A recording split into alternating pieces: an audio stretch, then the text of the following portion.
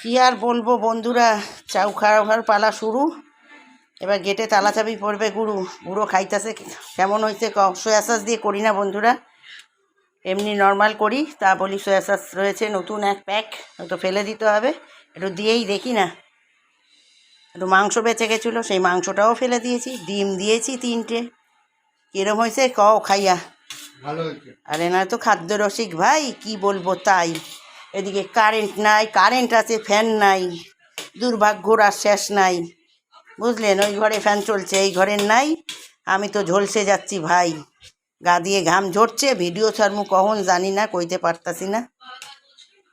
রাতের খাওয়ান কেমন হয়েছে? বুড়িরে কটা হাম্পি দিবি? তাড়াতাড়ি তাড়াতাড়ি ক। খালি খাওন দেবো, জোগান নাই। খাওন আছে, জোগান নাই। বুড়ির ভালোবাসা ওর এক হইয়া গেল, বুড়ো এক হইয়া গেল। আসা নে ভিডিও সারুম একটা লঙে নে। ক বুড়িরে হাম্পা দিবি কেমনে?